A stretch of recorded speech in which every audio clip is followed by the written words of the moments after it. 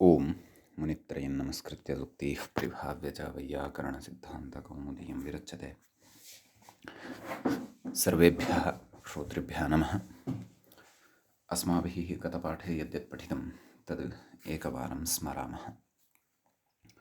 वयं वैयाकरणसिद्धान्तकौमुदी इत्याख्यस्य ग्रन्थस्य तत्र तद्धितेषु शैषिकप्रकरणं पठन्तः स्मः। प्रकरणस्यास्य अस्माकं क्रमे तत्र सप्तविंशः पाठः गतपाठः प्रवृत्तः। अस्मिन् सप्तविंशे पाठे तत्र सर्वादौ वयं सूत्रं पठितवन्तः छन्दसो यदणुम् इति।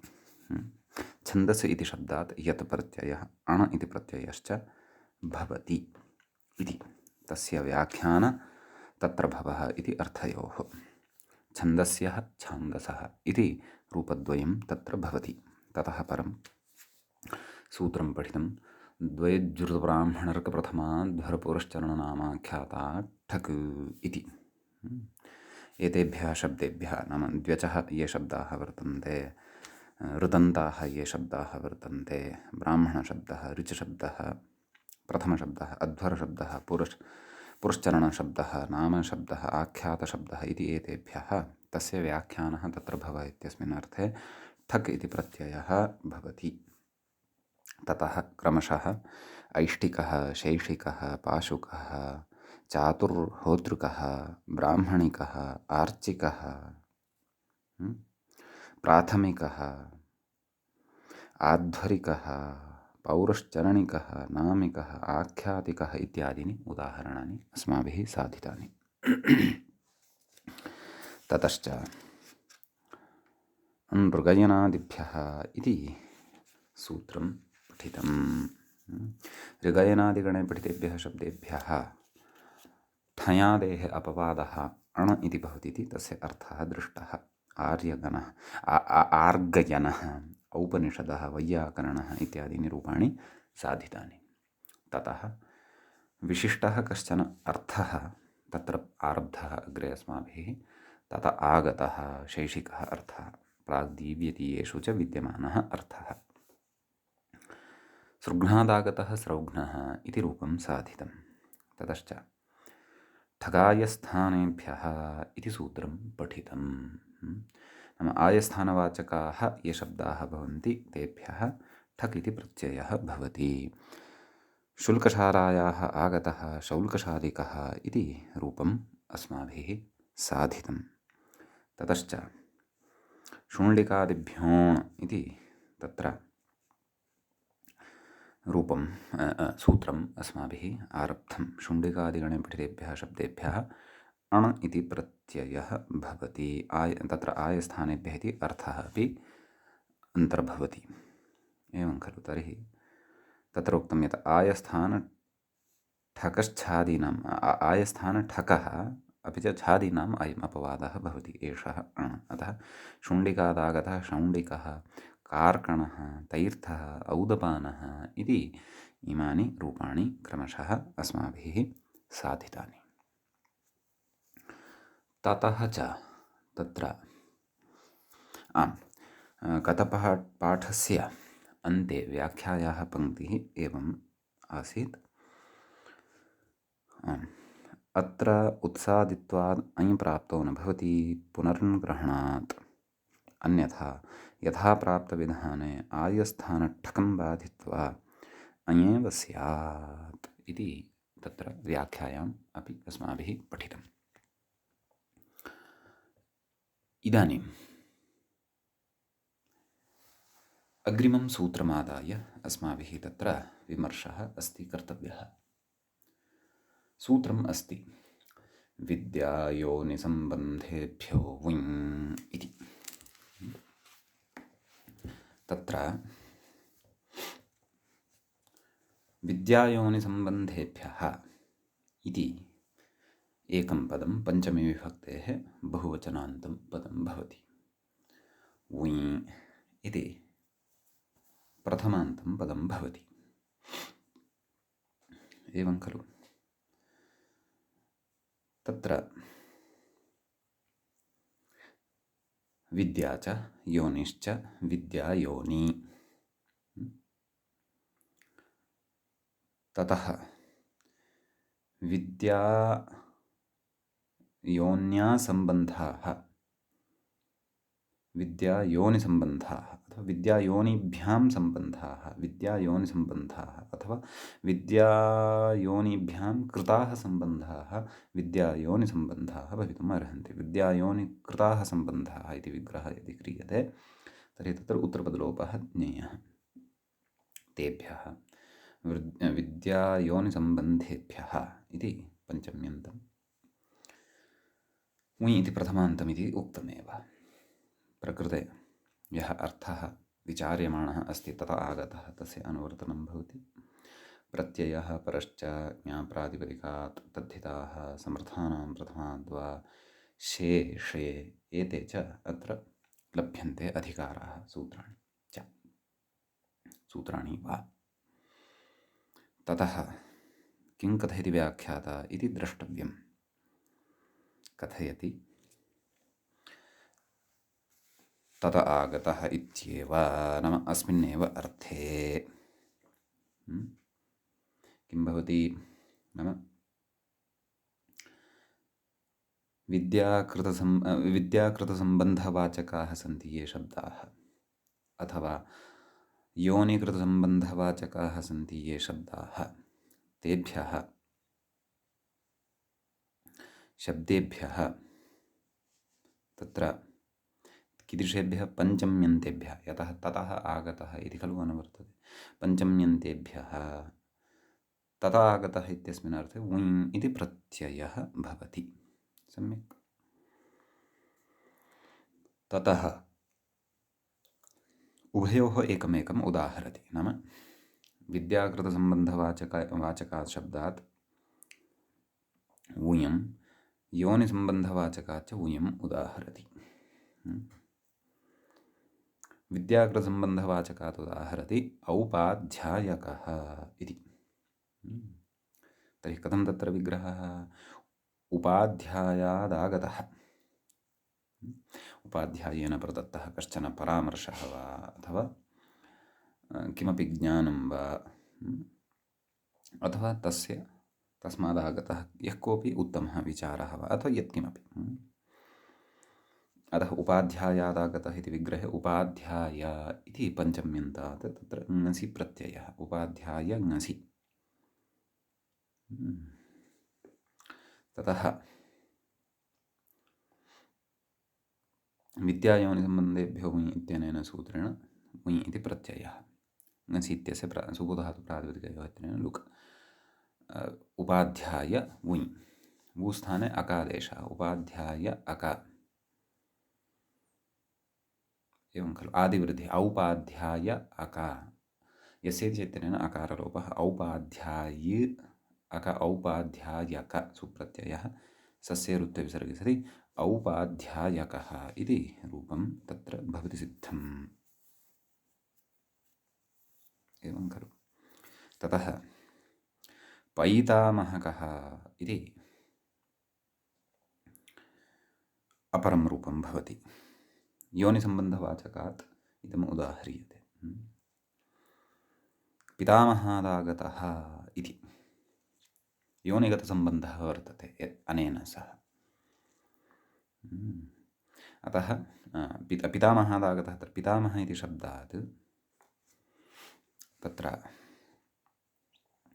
उञ् प्रत्ययः, आदिवृद्धिः, अलोपः, अकादेशः, पैतामह अक, पैतामहक सुप्रत्ययः, सस्यरुत्तविसर्गे सति पैतामहकः इत्यादीनि रूपाणि अत्र भवन्ति। सम्यक्। तत्र अस्मिन् सन्दर्भे वयं वृत्तिकारं पश्यामश्चेत् सः कानि कानि उदाहरणानि ददाति इति पश्यामः।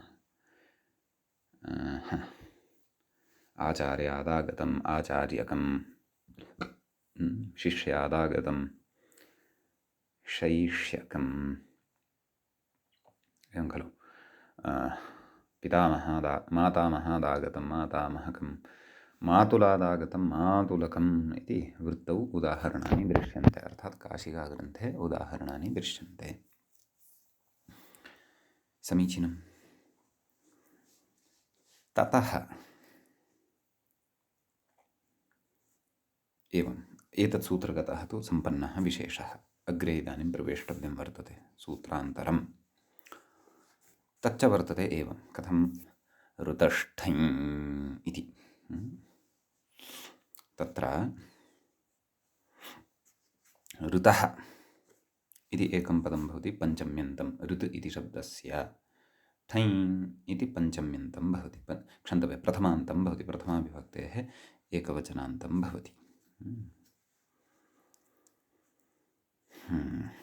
तत्र विद्यायोनिसम्बन्धेभ्यो वै इत्यस्मात् सूत्रात् विद्यायोनिसम्बन्धेभ्यः इत्यनुवर्तते। ततश्च तत आगतः प्रत्ययः परश्च ज्ञाप्रातिपदिकात् तद्धिताः समर्थानां प्रथमाद्वा शेषे इत्यादिकं सर्वमपि अनुवर्तते। सम्यक्। तत्र किं कथयति व्याख्याता इति पश्यामः। सूत्रार्थं कथयति। ऋदन्तात् विद्यायोनिसम्बन्धवाचिनः इत्यर्थः। एवं खलु। नाम विद्याकृतसम्बन्धवाचकः शब्दः यदि ऋकारान्तः, एवमेव योनिकृतसम्बन्धवाचकः शब्दः यदि तत्र ऋकारान्तः, तर्हि तादृशात् ऋकारान्तात् तु ठञ् प्रत्ययः भवति। गतसूत्रेण वुञ् विहितः, परन्तु ऋकारान्तेभ्यः वुञ् ठञ् एव अपेक्षितः इति कृत्वा वुञः विधानं कृतम्। अग्रे कथयति व्याख्याता तत आगत इत्येव, नाम तत आगत इत्यस्मिन् अर्थे एव भवति इति। ततश्च तत्र उदाह्रियते हौतृकं भ्रातृकम् इति। कथं विग्रहः इति चेत् होतुः आगतः होतृकम् इति भवति। समीचीनं। तर्हि होतृ इति शब्दात् ऋकारान्तात् विद्यायोनिसम्बन्धेभ्यो वुञ् इत्यनेन सूत्रेण वुञ् इति प्रत्ययः प्राप्तः। तं प्रत्ययं प्रबाध्य प्रकृते ऋतष्ठञ् इत्यनेन होतृशब्दः ऋदन्तः नाम ऋकारान्तः इति कृत्वा तस्मात् ठञ् इति प्रत्ययः भवति। सम्यक्। अतः होतृ ठञ् होतृठ इति ठस्य इकादेशः प्राप्तः, परन्तु उगन्तः वर्तते होतृशब्दः। अतः इसुसुक्तान्तात् कः इत्यनेन सूत्रेण ठ स्थाने कादेशः। अतः होतृक सुप्रत्ययः अं पूर्वरूपं होतृकम् इति रूपं सिद्धं भवति। सम्यक्। ततः भ्रातृकम् इति उदाह्रियते। कथं विग्रहः। भ्रातुः आगतः इति उच्यते किल। अतः तत्र भ्रातृ इति शब्दात् पञ्चम्यन्तात् ठक् प्रत्ययः ठञ् प्रत्ययः ऋतष्ठञ् इत्यनेन। तदेव व्याख्याता कथयन् अस्ति। उकः परत्वात् ठस्य कः, नाम उकः परतः वर्तते अयं ठ, अतः कः प्रत्ययः, नाम यथा गत उदाहरणे तद्वद् अत्रापि। अतः आदिवृद्धिस्तु भविष्यति पर्जन्यवल्लक्षणप्रवृत्त्या, यतः आदौ एव तत्र आ अस्ति भ्रातृशब्दे। हौतृकम् इत्यत्र तु भवति खलु आदिवृत्तिः। सत्यं सत्यं। तत्र ओकारः अस्ति, तस्य स्थाने औकारः भवति। यथा मया होतृकम् इति उक्तं तन्न हौतृकम् इति आदिवृद्धिः तत्र भवति। अत्रापि अस्ति, परन्तु भेदो न ज्ञायते। अतः भ्रातृकम् इति रूपम् अत्र भवति सिद्धं। सम्यक्। ततः अग्रे अत्र उच्यते पितुर्यच्च इति अस्ति अग्रिमं सूत्रं पितुर्यच्च। सम्यक्। पदच्छेदः पितुः इति एकं पदं वर्तते पञ्चम्यन्तं। यत् इति द्वितीयं पदं वर्तते प्रथमान्तं। च इति अपि तत्र किञ्चन प्रथमान्तं पदान्तरं वर्तते। ततश्च तत्र किं किम् अनुवर्तनीयम् इति चेत् प्रकृते ऋतष्ठञ् इत्यस्मात् ठञ् विद्यायोनिसम्बन्धेभ्यो इत्यस्मात् विद्यायोनिसम्बन्धेभ्यः इति तत आगतः इति प्रत्ययः परश्च ज्ञाप्रातिपदिकात् तद्धिताः समर्थानां प्रथमाद्वा शेषे इत्यादिकञ्च सर्वं प्रकृते अनुवर्तते। सम्यक्। ततः तत्र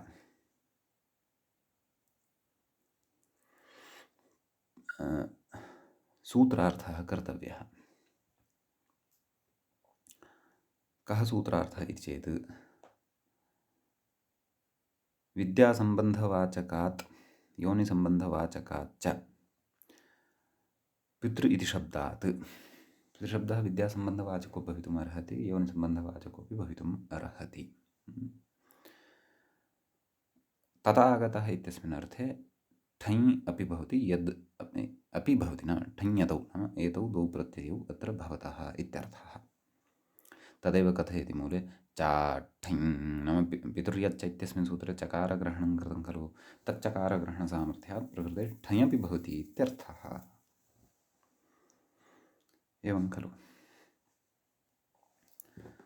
ततः अग्रे किं कथयति मूले व्याख्याता किं कथयति, यति प्रक्रियां दर्शयति इति। नाम यति परतः प्रक्रियां दर्शयति, कथं पूर्वं सूत्रं पठितं स्मारयति, रीङ् ऋतः इति। ऋदन्तः यः वर्तते तस्य रीङ् आदेशः भवति इति अस्माभिः पठितं खलु। अतः यति प्रत्यये परतः पितृ यत् पितृ य इत्यवस्थायां ऋ वर्णस्य स्थाने री इति आदेशः दीर्घ ईकारान्तः। एवं खलु। तर्हि का स्थितिः जाता, पितृ पित्री एवं खलु, ईकारः तत्र वर्तते, पित्री य। ततः यस्येति च तदेव कथयन् अस्ति मौल्ये, पश्यन्तु, यस्येति च इति यलोपः, यस्येति च इत्यनेन क्षन्तव्यः इति लोपः, लोपः नाम कस्य, ईकारस्य लोपः। किम् अवशिष्यते, पित् र य पित्र्य सु अम्पुरुरूपादिकं विधाय पित्र्यम् इति रूपं सिद्धं भवति। सम्यक्। ततः पैतृकम् इति अग्रिमं रूपं। तत्र ठञः पक्षे इदं, तत्र ठञ् भवति, ठञः ठ अवशिष्यते, अञ्त्वात् आदिवृद्धिः भवति, यति तु आदिवृद्धिप्रसङ्गो नास्ति। अतः इसुसुक्तान्तात् कः इत्यनेन ठ स्थाने कादेशे सति पैतृक सु अम्पुरुरूपं पैतृकम् इति रूपं सिद्धं भवति। तर्हि पितुः सकाशादागतं यद् भवति तत् पित्र्यम् अपि भवति, पैतृकम् इत्यपि भवति। एवं खलु। लोके श्रूयते खलु प्रयोगः, पैतृकसम्पत् एषा मदीया, नाम एषा मम पैतृकसम्पत्तिः वर्तते। अतः सः प्रयोगः पितुर्यच्च एवं रीत्या एतेन सूत्रेण सिद्ध्यति। सम्यक्। एतावान् विशेषः अस्मिन् सूत्रे वर्तते। सम्यक्। इदानीं प्रकृते अग्रे सूत्रं पठनीयं वर्तते, विशिष्टं किञ्चन सूत्रं। तद्भवति एवं, किं पश्यन्तु, गोत्रादङ्कवत् इति सूत्रस्य पदच्छेदः द्रष्टव्यः। गोत्रात् इति पञ्चमी विभक्तेः एकवचने भवति रूपम्, अङ्कवत् इति अव्ययपदं भवति, अङ्क इव अङ्कवत्।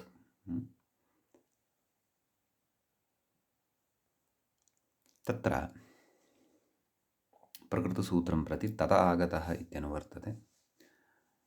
प्रत्ययः परश्च ज्ञाप्रातिपदिकात् तद्धिताः समर्थानां प्रथमाद्वा शेषे इत्यादिकम् अपि सर्वम् अत्र अनुवर्तते। समीचीनं। तत्र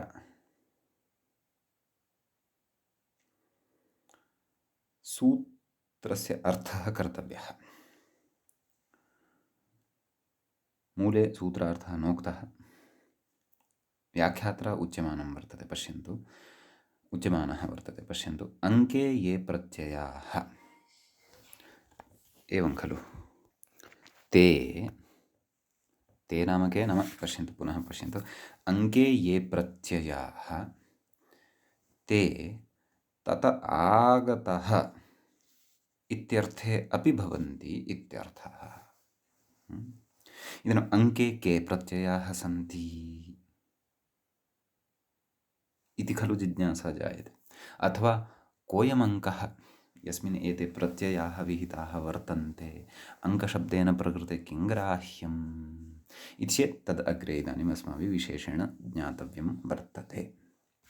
सम्यक्। तत्र तस्येदम् इति सूत्रमस्ति खलु, तस्य यः अर्थः वर्तते सः अर्थः वस्तुतः तस्य अर्थः प्रकृते अङ्कशब्देन गृह्यते। नाम तस्येदमिति अर्थसामान्यस्य उपलक्षणभूतः एषः अङ्कशब्दः भवति। अर्थात् अङ्कशब्देन अत्र तस्येदमिति अर्थः लक्ष्यते इति विस्तरेण विवेचनेन अग्रे व्याख्यात्रापि कथयिष्यते, वयं पठिष्यामः। सद्यः व्याख्याता अग्रे यथा उदाहरणानि कथयन् अस्ति तत् पश्यामः। किम् उक्तवान्? अङ्के आदौ उक्तवान्, अङ्के ये प्रत्ययाः ते तथा आगतः इत्यर्थेऽपि भवन्ति इत्यर्थः, एवं खलु। तत्र मूले उदाह्रियते, विदेभ्यः आगतं वैदम् इति कथयति। विदेभ्यः आगतमिति कथयति विग्रहप्रदर्शनं, नाम इदं विग्रहप्रदर्शनं वर्तते। कथयति अत्र ञयोश्च इति बहुत्वे अयः लुकि वैदम् इति रूपं तु सिद्धं खलु। तत्र विदेभ्यः आगतम् इति खलु विग्रहः क्रियमाणः वर्तते।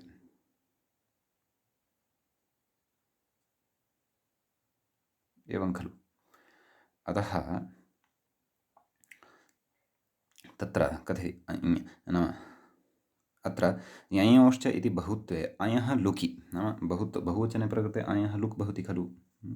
विदेभ्यः इति निर्देशः इति, नाम विदेभ्यः एवं रीत्या अत्र प्रयुक्तं वर्तते, अन्यथा वैदेभ्यः इत्येव वदेत्। कुतः? गोत्रे इत्युक्तम् अस्ति खलु, गोत्रात् इति खलु उक्तं वर्तते। गोत्रात् चेत् तत्र गोत्रवाचकः यः प्रत्ययः वर्तते तस्यापि तत्र श्रवणं स्यात् खलु, परन्तु तथा न भवति खलु।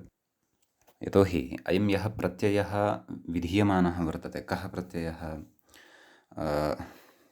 गोत्रादङ्कवत् इत्यनेन या व्यवस्था उच्यमाना वर्तते तस्य अर्थः कः? नाम गोत्रवाचकाः ये सन्ति शब्दाः अथवा यानि प्रातिपदिकानि गोत्रवाचकानि पञ्चम्यन्तानि तानि यानि सन्ति तेभ्यः तथा आगतः इत्यस्मिन् अर्थे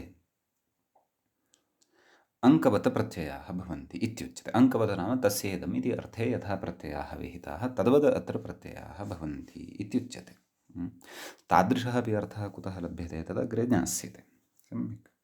तर्हि तत्र विदेभ्यः आगतं नाम आदौ गोत्रवाचकः शब्दः अपेक्षितः, ततः परमेव खलु अयं प्रत्ययः भवति। तर्हि विदशब्दस्य एकवचने तु किं रूपं भवति? वैदः। विदस्य गोत्रापत्यं वैदः, द्विवचने वैदौ, बहुवचने तु तस्य लुक् भवति खलु। ञयोश्च इति पूर्वं पठितं खलु, तस्य लुक् भवति, तदेव कथयति। तत् व्याख्याता तदेव स्मारयन् अस्ति। अत्र ञयोश्च इति बहुत्वे अयो लुकि विदेभ्यः इति निर्देशः। नाम बहुत्वे सति अयः लुकि सति, नाम बहुवचने सति अयः लुकि सति अयं निर्देशः अत्र उक्तः वर्तते विदेभ्यः। अतः एव वैदेभ्यः इति नोक्तम्। अतः विदेभ्यः इति दृष्ट्वा भवन्तः गोत्रवाचकः शब्दः न गृहीतः अत्र प्रत्ययोत्पत्त्यर्थम् इति तु न शङ्कनीयं। तत्र लुक् वर्तते, तत्र गोत्रवाचकमेव वर्तते इत्यर्थः। सम्यक्। तर्हि कथयति बैदम् इति। तर्हि तत्र तदेव तत्र बहुवचने तत्र बिदाः इति रूपं भवति एव। बिदेभ्यः आगतम् इत्यस्मिन् अर्थे बिद्भ्यस् इति पञ्चम्यन्तात् गोत्रादङ्कवत् इत्यनेन सूत्रेण अणप्रत्ययः भवति। बिद् अण एवं खलु। ततः प्रकृते आदिवृद्धिः भवति, अन्यानि सर्वाणि कार्याणि भवन्ति, बैदम् इति रूपं सिद्धं भवति। एवं खलु। अत्र कश्चन विशेषः कथयति व्याख्यातः अग्रे। बैदमिति किं कथयति पश्यन्तु। सङ्घाङ्कलक्षणे शृञ्यामण इत्युक्तेः अयन्तात् इहाप्यर्थे अणिविवक्षिते गोत्रे अलुगचि इत्ययो लुङ्निवृत्तौ बैदशब्दात् अण इति। एवं खलु। तत्र आदौ सङ्घाङ्कलक्षणे शृञ्यामण इति सूत्रमग्रे पठिष्यते अस्माभिः। तस्य अर्थः कः तद् ज्ञातव्यं। तत्र उच्यते नाम सङ्घादिषु पठिताः ये शब्दाः तत्र अयन्तात् इयन्तात् इयन्तात् च प्रातिपदिकात् अण् इति प्रत्ययः भवति तस्येदम् इत्यस्मिन् अर्थे। सम्यक् इति तस्य अर्थः वर्तते। तर्हि अत्र किं कथयति व्याख्याता तत् पश्यन्तु।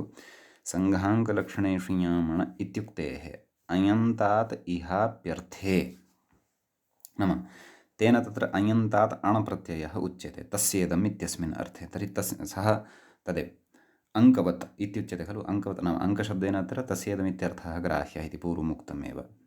तर्हि इहाप्यर्थे नाम तथा आगतः इत्यस्मिन् अर्थे अपि अणप्रत्ययः भवति इति कथयति। अणिविवक्षिते गोत्रे लुगचि इत्ययो लुङ् निवृत्तौ नाम गोत्रे अयः लुक् न भवति। सम्यक्। अयः लुङ् निवृत्तौ बैदशब्दात् अण नाम बैदशब्दादेव प्रकृते अणप्रत्ययो भवति इत्यर्थः। एवं खलु। तर्हि प्रकृते बैदशब्दात् अणि सति पुनः बैद इति दकारोत्तरवर्ती यः अकारः अस्ति तस्य लोपे सति बैद इत्येव रूपं तत्र सिद्धं भवति। एवं खलु इति कथयति व्याख्याता। परन्तु प्रकृते गोत्रे लुगचि इत्यनेन किमुच्यते भवन्तः स्मरेयुः। तत्र अजादौ प्राग्दीव्यतीये विवक्षिते गोत्रप्रत्ययस्य अलुक् स्यात् इत्यपि उच्यते। अत्र अजादिप्राग्दीव्यतीयः कः विवक्षितः वर्तते तथा आगतः इत्यस्मिन् अर्थे अणविवक्षितः वर्तते। अतः अणिविवक्षिते सति तदेव यानि पूर्वं सूत्राणि पठितानि सन्ति तेषां स्पष्टता स्यात्। ततः अत्र स्पष्टता भवति। अणिविवक्षिते सति प्रकृते अलुक् भवति, अयः लुक् न भवति। अतः बैद इति शब्दादेव एषः तथा आगतः इत्यस्मिन् अर्थे अणप्रत्ययः भवति। सम्यक्। ततः बैद अण तत्र पर्जन्यवलक्षणप्रवृत्त्या पुनः आदिवृद्धिरेव बैद् बैद सु सस्यऋत्वविसर्गे सति अथवा नपुंसकलिङ्गे चेत् सुस्थाने अं पूर्वरूपादिकं कृत्वा बैदम् इति रूपं तत्र भवति सिद्धम्। ततः अग्रे कथयति द्वैज्रुतब्राह्मणर्कप्रथमाध्वर इत्यादि सूत्रं पठितं खलु अस्माभिः। इति द्व्यजलक्षणस्य ठकोपवादः इति। द्व्यजलक्षणं ठक् अत्र प्राप्तः परन्तु सः ठगपि अत्र नेष्टः इति कृत्वा तं ठकम् अपि प्रबाध्य प्रकृते एषः अणप्रवर्तते इति। एवं खलु। तर्हि अग्रे उच्यते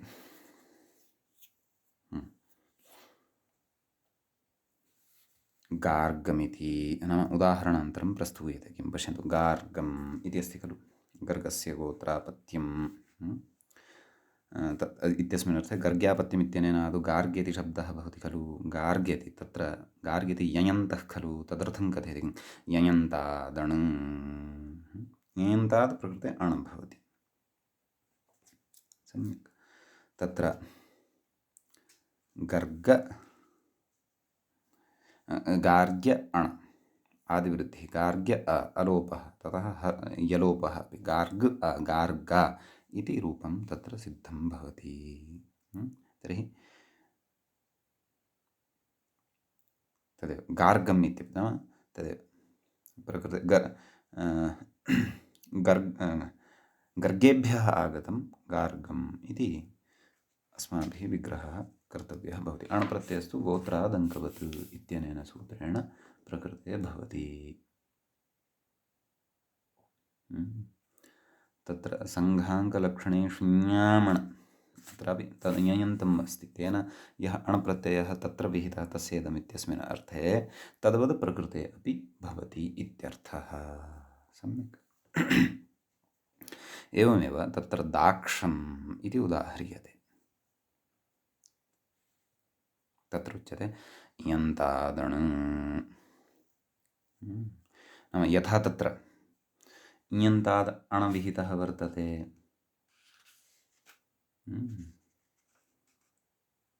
तस्येदम् इत्यादिषु अर्थेषु एवं खलु। आदौ दाक्षिः इति साध्यते किल, ततः दाक्षिति नाम अत इय इत्यनेन दाक्षि इति रूपं सिद्धं भवति दक्षस्य गोत्रापत्यम् इत्यस्मिन् अर्थे। ततः गोत्रादङ्कवत् इत्यनेन सूत्रेण तत्र इयन्तात् अण् प्रत्ययः विधीयते, दाक्षम् इति रूपं सिद्धं भवति। दक्षेभ्यः आगतम् इति अत्र अस्य अर्थः अवगन्तव्यः। अग्रे किं कथयति, औपगवकम् इत्यपि उदाहृतं खलु।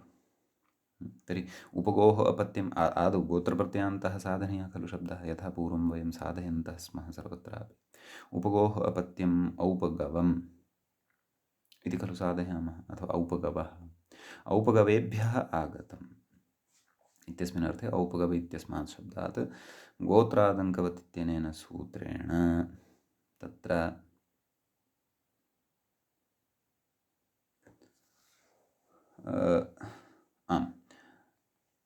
नाम गोत्रचरणाद् वुञ् इत्यनेन सूत्रेण वुञ् इति प्रत्ययः भवति। तदेव कथयति उपगोः अपत्यम् औपगवः तस्मादागतम् इत्यर्थः। गोत्रचरणाद् वुञ् इति वुञ् इति, तेन वुञ् प्रत्ययस्ति औपगवकं नाम औपगव वु अकादेशः पर्जन्यवलक्षणप्रत्ययादिवृद्धिः औपगव औपगवक सुप्रत्ययः औपगवकम् इति रूपं सिद्धं भवति। कथयति यद्यपि तस्येदम् इत्यर्थे अयं वुञ् विहितः, कः गोत्रचरणाद् वुञ् इति, तथापि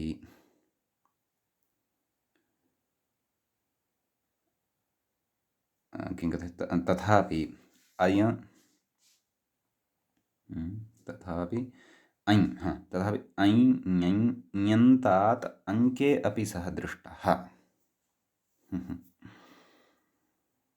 इति तस्य अपि अत्र अर्थे अतिदेशो भवति। नाम अतिदेशः एषः कश्चन वर्तते। अतः अयन्तात् इयन्तात् अयन्तात् इयन्तात् अयन्तात् इयन्तात् इयन्तात् च सः अपि दृष्टः। अङ्केपि सः दृष्टः, अङ्केपि नाम तस्येदम् इत्यस्मिन् अर्थेपि सः दृष्टः। अतः तस्यापि अत्र अतिदेशः भवति इत्यर्थः। कथयति न हि सङ्घाङ्क इति प्रतिपदोक्तस्य अणः एव अत्र अतिदेशः इति। नाम अङ्कशब्दः तत्र पठितः वर्तते खलु, तर्हि अङ्कशब्दादेव तत्र अण् प्रत्ययः भवतु, तादृशस्य अङ्कशब्दस्य एव ग्रहणम्, अङ्कशब्दस्य एव अत्र अतिदेशः वक्तव्यः इति न। कथयति किन्तु अङ्के दृष्टस्य सर्वस्यापि व्याख्यानात् इति भावः, परन्तु अङ्के नाम तस्येदम् इत्यस्मिन् अर्थे दृष्टः यः सर्वोऽपि अर्थः तस्मिन् अर्थे तत्र यः यः प्रत्ययः विहितः सः अत्रापि भवति इति उच्यते। एवं खलु तत्र तस्येदम् इत्यस्मिन् अर्थे एव सङ्घाङ्कलक्षण इत्यपि भवति खलु। अतः तस्येदम् इति यदि वयं पश्यामः चतुर्थाध्यायस्य तृतीयपादस्य 20-तमं सूत्रं भवति। एवं खलु सङ्घाङ्कलक्षणे इत्यादिसूत्रं तु 27-तमं सूत्रं भवति। तर्हि एका स्पष्टता अत्र कर्तव्या वर्तते यत् विशेषेण तस्येदम् इत्यस्मिन् विद्यमानस्य अर्थस्य कृते अङ्कशब्देन प्रकृते व्यवहारः यः कृतः सः कुतः किमर्थश्च तदर्थम् एकवारं तस्येदम् इत्यस्मिन् अर्थे यानि सूत्राणि तेषां क्रमः अपि द्रष्टव्यः स्यात्। तत्र च सूत्रक्रमः भवति इत्थं 20-तमं सूत्रमस्ति खलु तस्येदं ततः रथाद्यत् पत्रपूर्वादिं पत्राध्वर्युपरिषदश्च हलसीराठक् द्वन्द्वाद्वन्द्वैरुमैथुनकयोः गोत्रचरणाद्विं ततः अस्ति सङ्घाङ्कलक्षणे ष्ञ्यामण शाकलाद्वा छन्दोगोक्ति इत्यादीनि अग्रे सूत्राणि वर्तन्ते। परन्तु अङ्कशब्दः तु यः वर्तते सः तु केवलः सङ्घाङ्कलक्षणे ष्ञ्यामण इति सूत्रे एव पठ्यमानः अथवा दृश्यमानः वर्तते। यतः तत्र इदानीम् अत्र तादृशी जिज्ञासा जायते तर्हि तत्र अङ्कशब्दः पठितः खलु तेन यः विहितः अण तस्य एव अणः प्रकृते अतिदेशः भवेत् वा न वा। यतः तस्मिन् सूत्रे एव अङ्कशब्दः वर्तते अन्येषां तर्हि ऊयादीनां तु गोत्रचरणाद्वुञ् इत्यादीनां तु न भवेत् खलु।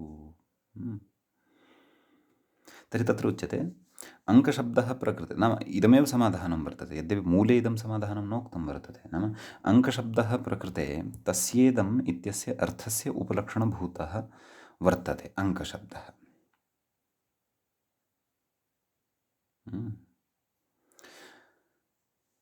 अत्र भाष्यादिप्रामाण्यं तु द्रष्टव्यं परन्तु समग्राः व्याख्याः तु दृष्ट्वा इत्थमेव ज्ञायते यत् प्रकृते अङ्कशब्देन तस्येदमिति अर्थपरिधिः गृहीतः वर्तते। तस्मिन् अर्थे च तत्र यः अण यः वुञ् एतादृशाः ये प्रत्ययाः विहिताः वर्तन्ते ते अत्रापि भवन्ति इति गोत्रवाचकात् शब्दात्।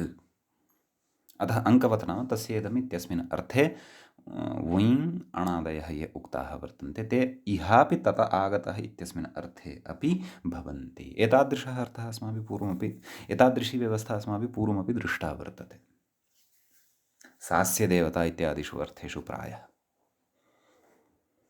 अतः एषा काचित् विशिष्टा व्यवस्था अत्र वर्तते तदेव कथयति। किन्तु अङ्के दृष्टस्य व्याख्यातारं पश्यन्तु अङ्के दृष्टस्य सर्वस्यापि पूर्वमुक्तं खलु न हि सङ्घाङ्क इति प्रतिपदोक्तस्य अणः एव अत्र अतिदेशः किन्तु अङ्के दृष्टस्य सर्वस्यापि अत्र ग्रहणं भवति व्याख्यानात् इति भावः। कथं तद् व्याख्यानात् इति उच्यते व्याख्यानं किं तत्तु अग्रे ज्ञास्यते वा न वा। अपि च तत्र सङ्घाङ्कलक्षण इत्यत्र अङ्क शब्दादपि प्रत्ययः भवति वा इति एकवारं तस्य अर्थं दृष्ट्वा ज्ञेयं स्यात्। तत्र वैदः इति उदाहरणं दृश्यते वैदः सङ्घः अङ्कः घोषः वा इति। सङ्घाङ्कलक्षणे ष्ञ्यामण सकृतस्य अर्थं सूक्ष्मतया अत्रैव विचारयामः। तत्र उच्यते नाम सङ्घार्थे गम्यमाने अङ्कार्थे च गम्यमाने अङ्कार्थे नाम चिह्नविशेषे गम्यमाने लक्षणविशेषे च गम्यमाने नाम लक्षणार्थे च गम्यमाने गोत्रप्रत्ययान्तात् गोत्रप्रत्ययान्तः यः शब्दः अयन्तः ञयन्तः इयन्तः वा षष्ठीसमर्थात् प्रातिपदिकात् इदं तस्येदम् इत्यस्मिन् अर्थे अणप्रत्ययः भवति इति तेन उच्यते। तर्हि तत्र अङ्कशब्दः यः पठितः तस्य किम् उत्तरवर्तिषु सूत्रेषु अनुवर्तनं भवति वा? सत्यं सङ्घाङ्कलक्षणेषु इति एतस्य अर्थस्य अनुवर्तनं ततः उत्तरसूत्रेषु दृश्यमानं वर्तते। परन्तु कतिषु सूत्रेषु इति चेत् शाकलाद्वा इत्यत्र तस्य अनुवर्तनम् अस्ति। ततश्च ततः अपि अग्रिमे सूत्रे तु तस्य अनुवर्तनं न दृश्यते। शाकलाद्वा इत्यत्र अनुवर्तनं वर्तते। ततश्च गोत्रचरणादोयि इति तु ततः प्राक्तनमेव वर्तते। अतः विशिष्य अङ्कशब्दः यदि गृहीतः तर्हि अङ्कशब्देन तस्येदम् इत्यस्मिन् विद्यमानः सर्वोऽपि अर्थः ग्राह्यो वा? यदि अङ्कशब्दगतः अर्थः यः वर्तते सः तत्र सर्वत्रापि तस्य अनुवर्तनम् अस्ति इत्यपि यदि अस्ति तदापि अङ्गीकर्तुं शक्नुमः। आम्, अङ्कार्थः तस्येदम् इत्यत्र पठितेषु सूत्रेषु एतावत्पर्यन्तम् अनुवर्तते, अतः तस्य ग्रहणं क्रियते। परन्तु व्याख्याता किं कथयति, किन्तु अङ्के दृष्टस्य सर्वस्यापि इति व्याख्यानात् इति भावना, अङ्के सर्वस्यापि दृष्टस्य अर्थस्य प्रकृते ग्रहणं भवति इति कथयन्नस्ति एषः। अस्तु, भवतु। सद्यः तर्हि प्रकृते व्याख्यातुः वचनम् आदाय एव वयम् अग्रे सरामः। विशेषेण तु तस्येदम् इत्यस्मिन् अधिकारे सङ्घाङ्कलक्षण इत्यादि सूत्रं यदा अस्माभिः पठिष्यते तदा इतोपि कदाचित् रहस्यविमोचनं स्यात्। समीचीनं। तर्हि गोत्रादङ्कवत् इत्यनेन आहत्य अस्माभिः ज्ञातं यत् सङ्घाङ्कलक्षण इत्यादि गोत्रचरणात् वुञ् इत्यादिभिः तत्तद् गोत्रप्रत्ययान्तात् ये प्रत्ययाः विहिताः अण वा वुञ् वा सः प्रत्ययः तद्वत् प्रकृते अपि भवति गोत्रवाचकात् शब्दात् तत आगतः इत्यस्मिन् अर्थे। समीचीनम्। एतावान् विषयस्तु स्पष्टः। विशेषः अत्र नाम अङ्कशब्दमादाय तस्येदम् इत्यत्र विद्यमानाः सर्वेपि अर्थाः ग्राह्याः वा न वा इति एतदर्थं तु सद्यः तत्र एकवारं भाष्ये किम् अभिमतं वर्तते, यद्यपि तत्रत्याः एव सिद्धान्ताः उच्यन्ते तथापि तत्र एकवारं वयम् उद्घाट्य पश्यामः चेत् इतोपि अर्थस्य स्पष्टता स्यात् इति अहं भावयामि। भवतु नाम इति एतावान् विषयः एतत् सूत्रगतः भवति। इदानीं वयम् अग्रिमं सूत्रं प्रविशामः। अग्रिमं च सूत्रं भवति एवं। कथं सकृत् पठ्यते मया। पुनः सप्तमाध्यायं प्रविष्टवान्। तदेव वृद्धिविधायकमेव सूत्रं वर्तते, पूर्वोत्तरवृद्धिसम्बद्धं सूत्रं वर्तते। अस्तु, पठामः। सूत्रं वर्तते नयःशुचीश्वरक्षेत्रज्ञकुशलनिपुणानां, पुनः वदामि, नयःशुचीश्वरक्षेत्रज्ञकुशलनिपुणानाम् इति। तत्र नयः इति एकं पदं वर्तते, ततः शुचीश्वरक्षेत्रज्ञकुशलनिपुणानाम् इति द्वितीयं पदं वर्तते, षष्ठी बहुवचनान्तं। समीचीनम्। तत्र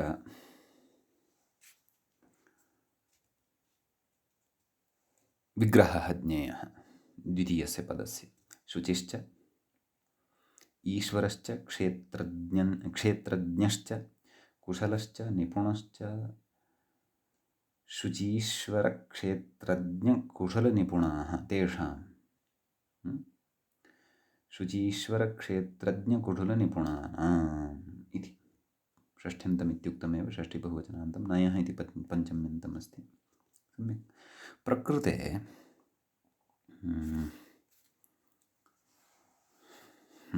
व्याख्याता किं कथयति पश्यन्तु। आदिवृद्धिप्रकरणे उत्तरपदस्य पूर्वस्य तु वा इति अनुवृत्तौ इदं सूत्रं नाम आदिवृद्धिप्रकरणे तत्र उत्तरपदस्य इत्यस्य अनुवृत्तिः यत्र भवति पूर्वस्य तु वा इति पदत्रयस्य च अनुवर्तनं यत्र भवति तत्र इदं सूत्रं पठितं वर्तते। अस्तु, कथम् अनुवर्तते, किम् अनुवर्तनम् अनुवर्तितं भवति तदपि पश्यामः। अर्धात् परिमाणस्य पूर्वस्य तु वा इति सूत्रात् पूर्वस्य तु वा इति पदत्रयस्य अनुवर्तनं भवति। तद्धितेषजामादेः इति सूत्रं, मृजेर्वृद्धिः इति सूत्रात् वृद्धिः इति पदम्, अचोण्यणिति इति पदं, किति च इत्यस्मात् सूत्रात् किति, एवं किति इति पदम् उत्तरपदस्य अङ्गस्य इत्यादिकं च अत्र अनुवर्तते। समीचीनम्। तर्हि सूत्रार्थः द्रष्टव्यः। किमुच्यते? नयः परेषां, यतः पञ्चम्यन्तं वर्तते खलु नयः इति, अतः नयः परेषां शुच्यादिपञ्चानां, एते पञ्च पठिताः खलु, शुचि, ईश्वर, क्षेत्रज्ञ, कुठर, निपुण, एतेषां शुच्यादिपञ्चानाम् आदेः अचः वृद्धिः, नाम एतेषां यः आदिः अच वर्तते तेषां वृद्धिः भवति। तर्हि निश्चयेन एषा तु स्पष्टता भवत्येव अत्र, यत् इमानि पञ्च शब्दस्वरूपाणि उत्तरपदत्वेन एव उदाहरणेषु अत्र लप्स्यन्ते। यतः पूर्वपदं तु अत्र नै एव अस्ति, एवं खलु। आदेः अचः वृद्धिः। अग्रे उच्यते पूर्वपदस्य तु वा, पूर्वपदं यद् वर्तते तस्य तु विकल्पेन तत्र वृद्धिर्भवति। अग्रे उच्यते ङिदादौ परे, नाम तदेव यदा ङित् णित् कित् प्रत्ययश्च परतः भवति तदा। समीचीनं। तर्हि पूर्वपदस्य नाम उत्तरपदभूतानाम् एतेषां तु आद्यस्य अचः निश्चयेन एव वृद्धिः भविष्यति, परन्तु पूर्वपदस्य तु विकल्पेन वृद्धिः भविष्यति, अतः द्वैरूप्यं सर्वत्रापि लप्स्यते। सम्यक्। तत्र उदाह्रियते आशौचम् अशौचम् इति प्रथमतया उदाह्रियते। किं कथयति व्याख्याता तत्र पश्यामः। तथागतः इति अर्थेन सम्बद्धमिदं सूत्रं, नाम अत्र तादृशानि उदाहरणानि उच्यमानानि सन्ति, अतः अत्र आगत्य मध्ये तत्सूत्रं पठितवान् व्याख्याता। एवं खलु। किं कथयति? अशुचेरागतम् इत्यर्थः। तर्हि न शुचिः अशुचिः, तस्याः आगतं यत् तद् आशौचमपि भवति अशौचमपि भवति। तर्हि अशुचि इति पञ्चम्यन्तात् शब्दात् तथागतः इत्यस्मिन् अर्थे अण, तदेव कथयति अग्रे व्याख्याता। तथागतः इत्यणि पूर्वपदस्य आदिवृद्धिविकल्पः। नाम अत्र पूर्वपदं यद् वर्तते तस्य आदिवृद्धिस्तु विकल्पेन। समीचीनम्। उत्तरपदस्य तु नित्या आदिवृद्धिः। सम्यक्। अतः पूर्वपदं किम् अत्र? नै, सर्वत्र नै एव, तस्य विकल्पेन आदिवृद्धिः। अतः नयः किम् अवशिष्यते अत्र? आ, न लोपो नयः इत्यनेन नयः लोपः भवति खलु, अतः आ इति अवशिष्यते। अतः आशौचम् आशुचि अण, अशुचि अण, यस्य इत्यनेन इकारलोपः। आशौच अशौच अ, यतः उत्तरपदं किं? शुचि, तस्य आद्यः स्वरः कः? उ, शकारोत्तरवर्ती उ, तस्य तु वृद्धिः भविष्यत्येव। पूर्वपदस्यैव वृद्धेः विकल्पः अत्र, उत्तरपदस्य तु नित्यतया वृद्धिर्भविष्यति। सम्यक्। अतः प्रकृते आशौचम् अशौचञ्च इति उभयथापि अत्र वृद्धिविधानं ज्ञातव्यं। नाम प्रकृते पूर्वपदस्य उभयथापि, नाम वृद्धिः भवति न भवति इति अर्थः। उत्तरपदस्य तु नित्यतया वृद्धिः भवति। अतः वदामः खलु कदाचित् अस्माकं गृहे आशौचं प्रवृत्तं वर्तते। नाम अशुचेः आगतं किमपि प्रवृत्तं वर्तते। कश्चन आचारः वा अथवा किमपि तादृशं वातावरणं वा प्रवृत्तं वर्तते। अतः आशौचं जातं वर्तते। तत्र अशौचम् इत्यपि वक्तुं शक्नुमः। अशौचम् आशौचम् इत्यपि उभयथापि प्रयोगः साधुः वर्तते। तत आगतः इत्यस्मिन् अर्थे। अतः विशिष्टः अयं प्रयोगः। सम्यक्। ततः अग्रे उच्यते एवम् अग्रेपि अक्षेत्रात् अकुशलात् अनिपुणाच्च आगतम् इत्यर्थो बोध्यः। तत्र उक्तं खलु मूले उदाहरणानि दत्तानि खलु। शुचि ईश्वर अग्रे ईश्वर इति अस्ति खलु मूले नाम एवम् अग्रे नाम सत्यं क्षेत्रशब्दः वर्तते, कुशलशब्दः वर्तते, निपुणशब्दः च वर्तते। ईश्वरशब्दे कश्चन विशेषः अस्ति, तत् पश्चात् कथयिष्यति। अथ व्याख्यात्र अन्येषाम् आदौ एव व्यवस्था उक्ता। किं कथयति? अक्षेत्राद् आगतं किं रूपं भविष्यति? किमुक्तम्? अक्षेत्रज्ञात् अक्षेत्रज्ञात् आगतं किं भवति? आक्षैत्रज्ञम् इत्यपि साधुः, अक्षैत्रज्ञम् इत्यपि साधुः। नाम पूर्वपदस्य विकल्पेन वृद्धौ सत्याम् उत्तरपदादेश्च नित्यतया वृद्धौ सत्याम् इदं रूपमपि लभ्यते। एवमेव अकुशलादागतम् आकौशलम् अकौशलम् इति उभयथापि भवति। अत्रापि पूर्ववदेव वृद्धिविकल्पः नित्यवृद्धिश्च ज्ञेया। एवमेव अनिपुणादागतम् अनिपुणाच्च आगतमित्यर्थो बोध्यः। तृतीयम् उदाहरणम् अनिपुणशब्दात् किं साधितम्? आनैपुणम्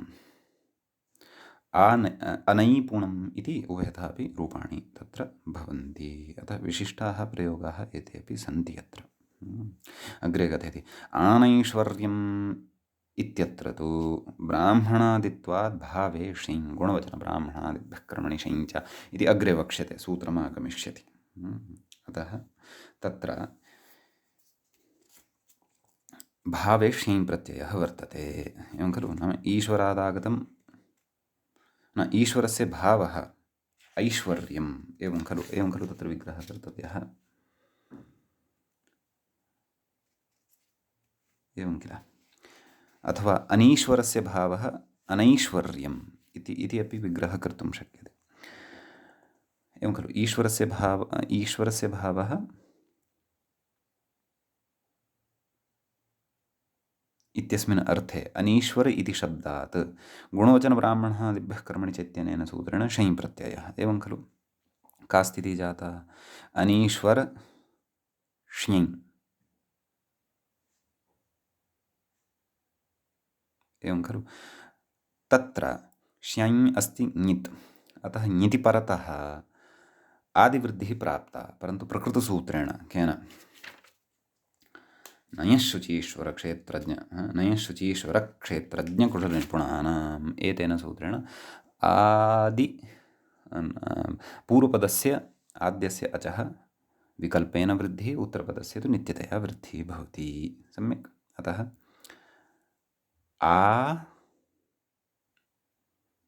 आन ऐश्वर्य मेलनेन आनैश्वर्य रेफोत्तरवर्तिनः आकारस्य यस्य चित्तेन लोपः आनैश्वर्य। यत्र पूर्वपदस्य यस्मिन् पक्षे वृद्धिः न भवति तत्र अनैश्वर्य इत्यपि रूपं भवति। अतः रूपद्वयं भवति, आनैश्वर्यम् अनैश्वर्यम् इति रूपं भवति। प्रकृते अनैश्वर्यस्य भावः इति अर्थः तु भवति, तत आगतः इति अर्थः न भवति इति विशेषः कश्चन उक्तः। समीचीनं। तथागतः इत्यपि अर्थः, परन्तु तर्हि तत्र ष्ञै न स्यात् यदि तथागतः इति अर्थं स्वीकुर्मः। अनीश्वरादागतम् इति यदि कथयामः तर्हि आनैश्वरः अथवा आनैश्वरम् अनैश्वरम् इति वा रूपद्वयं तत्र भविष्यति। सम्यक् इति कश्चन विशेषः प्रकृते वर्तते। समीचीनम्। अन्यानि च रूपाणि सर्वाणि अत्र अस्माभिः दृष्टान्येव। अस्तु, ततः इदानीं वयम् अग्रिमं सूत्रं प्रविशामः। अग्रिमं च सूत्रं भवति अत्र एवं। हेतुमनुष्येभ्योऽन्यतरस्यां रूप्यः इति। प्रकृतसूत्रस्य पदपरिचयमादौ पश्यामः, पदच्छेदं पश्यामः। हेतुमनुष्येभ्यः इति पञ्चमीविभक्तेः बहुवचनान्तं रूपं भवति। अन्यतरस्याम् इति विभक्तिप्रतिरूपकम् अव्ययं भवति। रूप्यः इति प्रथमान्तं पदं भवति। एवं खलु। हेतुमनुष्येभ्यः इत्यत्र विग्रहः कर्तव्यः। हेतवश्च मनुष्याश्च, एवं खलु। हेतुमनुष्याः तेभ्यः हेतुमनुष्येभ्यः इति अग्रे कथयति। तत आगतः इत्येव, नाम तत आगतः इत्यस्मिन् अर्थे एव प्रकृतेपि एषा व्यवस्था वर्तते। कः सूत्रार्थः? अर्थात् मूले किमपि उक्तं वा? नैव उक्तं, साक्षात् उदाहरणं दत्तम्। अस्तु, सूत्रार्थं वयं कुर्मः। हेतुवाचकाः ये शब्दाः भवन्ति अथवा मनुष्यवाचकाः ये शब्दाः भवन्ति, कीदृशाः? अथवा तानि प्रातिपदिकानि, हेतुवाचकानि मनुष्यवाचकानि च तेभ्यः पञ्चम्यन्तेभ्यः तथागतः इत्यस्मिन् अर्थे अन्यतरस्याम् अर्थात् विकल्पेन रूप्य इति प्रत्ययो भवति इत्युच्यते। तर्हि इति सूत्रस्य अर्थः। उदाहरणं पश्यामः। किं कथयति? हेतुभ्य उदाहरति व्याख्याता। किमुदाहरणं दत्तं? समादागतं समरूप्यम् इति। तत्र समादागतं नाम समुचितात् हेतोः आगतं यद् वर्तते, तत्र समुचितहेतुवाचकः समशब्दः अत्र अवगन्तव्यः। समुचितात् हेतोः यदागतं वर्तते इत्यस्मिन् अर्थे समशब्दात् रूप्यप्रत्ययः भवति। समरूप्य सु अम्पुरुरूपं समरूप्यं तावदेव। आदिवृद्ध्यादिप्रसङ्गः प्रकृते नास्ति। सम्यक्। अग्रे कथयति व्याख्याता। विषमरूप्यम् इत्यपि वर्तते खलु अन्यद् रूपं। समरूप्यमिति उदाहृतं खलु अग्रे। विषमरूप्यं तर्हि तत्र विषमादागतं नाम विषमः कश्चन हेतुभूतः तादृशादागतं यद् तद् विषमरूप्यं। तर्हि विषमशब्दात् रूप्य प्रत्ययः सति विषमरूप्यम् इति रूपं सिद्धं भवति। विकल्पेन खलु वयं प्रत्ययः। अतः कथयति पक्षे गहादित्वाच्छः, नाम पक्षे प्रकृते गहादिगणे सम विषम इति शब्दयोः पाठं मत्वा तत्र तेन छप् प्रत्ययः भवति। अतः तदा आगतः इत्यस्मिन् अर्थे छप् प्रत्ययः अत्र विधीयते। अतः सं छ इ आदेशे सति भत्वात् अलोपे सति समीय, एवमेव विषमीय, उभाभ्यां सुप्रत्ययः अं समीयं विषमीयम् इति रूपं भवति। इति तु हेतुवाचकेभ्यः उदाहृतम्। इदानीं मनुष्यवाचिभ्यः उदाहरति। तदेव कथयति व्याख्या। मनुष्यवाचिभ्यः उदाहरति देवदत्तरूप्यम् इति कथयति। तत्र मूले पश्यन्तु, देवदत्तरूप्यम् इति कथयति, एवं खलु। तर्हि तत्र कथं विग्रहः? देवदत्तादागतम् इति देवदत्त इति पञ्चम्यन्तात् हेतुमनुष्येभ्यो अन्यतरस्यां रूप्य इत्यस्मात् सूत्रात् रूप्यप्रत्ययः। अतः देवदत्तरूप्यम् इति रूपं सिद्धं भवति। सम्यक्। ततश्च प्रकृते अग्रेपि रूपद्वयं दत्तं खलु पक्षे, नाम दैवदत्तं देवदत्तीयम् इति उदाहरणं दत्तमस्ति खलु। तर्हि तथागतः इत्यनेन औत्सर्गिके अणिसति दैवदत्तम् इत्यपि रूपं भवति। देवदत्तीयम् इति गहादित्वात् छप्रत्यये सति तदपि रूपं मूले दृश्यते। सम्यक्। अतः विशिष्टः कश्चन प्रयोगः एषः अस्माभिः पठितः। भवतु, अग्रे अस्मिन् अर्थे इतोपि सन्ति सूत्राणि, पठनीयानि सन्ति, तानि अग्रिमेषु पाठेषु पठिष्यामः। अद्यतनपाठः तावत् अत्रैव उपसंह्रियते। मुनित्रयं नमस्कृत्य उक्तिः परिभाव्य च वैयाकरणसिद्धान्तकौमुदीयं विरच्यते। सर्वेभ्यः श्रोतृभ्यः नमः। एवञ्च शैशिकेषु तद्धितेषु शैशिकप्रकरणस्यास्य अस्माकं क्रमे एषः 28 पाठः सम्पन्नतां गतः।